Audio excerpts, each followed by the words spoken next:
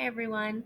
Let's talk microlearning and social media. There are some excellent social media platforms that you can use to engage your learners with bits of information.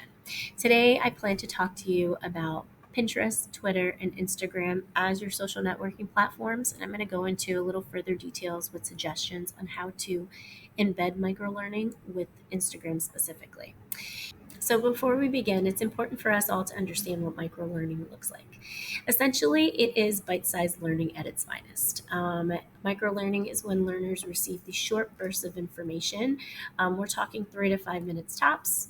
This idea of giving bite sized information really mimics how individuals tend to engage with media and information online so that they are learning things in a way that is familiar with their habits and their patterns. So let's talk Pinterest. If you've never heard of Pinterest before, it is a digital inspiration board. Think of your traditional bulletin board, but on your computer.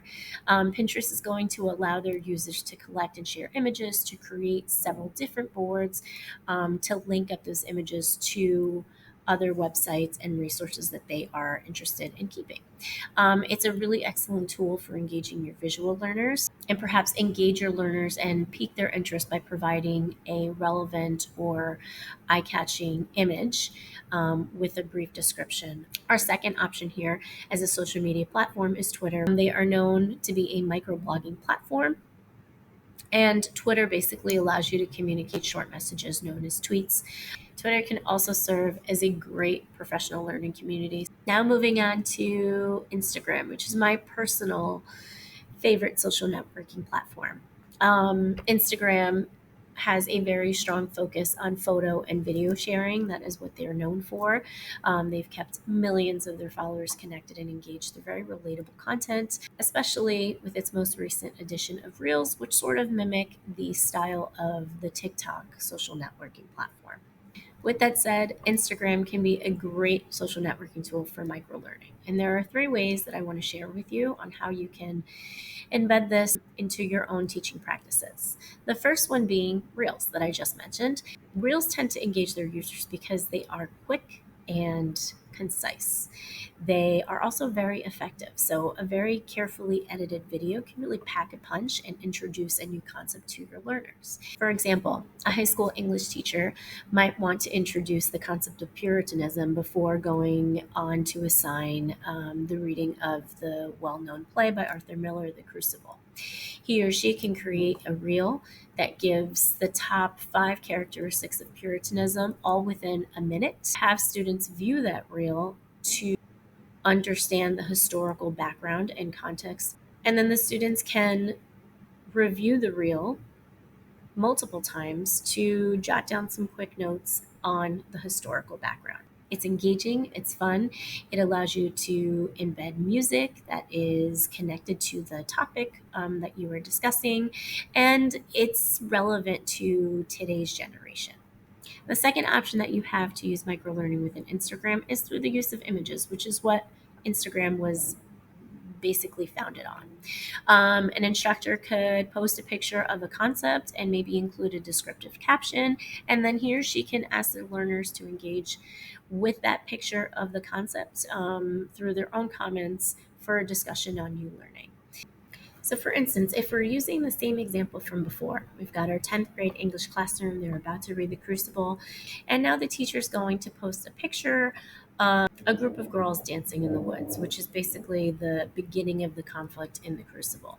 The students may be asked to comment with their first impressions of the image, as well as the application of one of the Puritanism concepts that they learned about in the reels.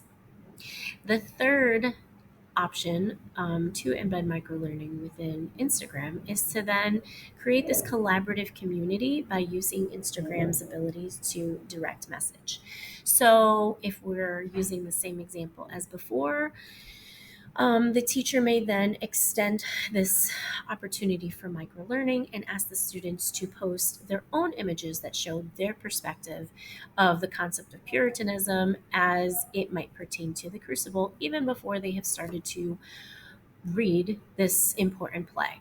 The teacher might also ask the students to tag it with a common hashtag that he or she has pre-established, and then the students can engage in a conversation regarding their images, discussing their perspectives in a group direct message that the teacher establishes. It is a great tool to get your learners, specifically of this current generation, engaged and involved in their learning in a way that is familiar to them. Now, it is important to consider the privacy and security concerns of any social media site if you are using it for learning. So, Instagram is going to allow for both public and private accounts. A public account is going to allow your viewer to find any user and interact with their content without being a follower. So, if a teacher has created a page for his or her students to engage in microlearning in and they set it to public, anyone can access that page, not just the students. A private account, however, is going to require that you have an account on Instagram and that you add yourself as a follower to that account. So the account holder is going to have to accept or deny your request to be a follower. It's important for you as the instructor to consider the demographic of your learners, as well as their ease of use in a public or a private setting on social media. So, if we are using the 10th grade high school example from before, we may want to consider opening up just a private Instagram page that includes the followers that are basically your students in the classroom. And that's microlearning at its finest. I hope I've been able to provide you with some useful ideas on how to use social media platforms to embed microlearning within your instructional practice. Thanks and have a great day.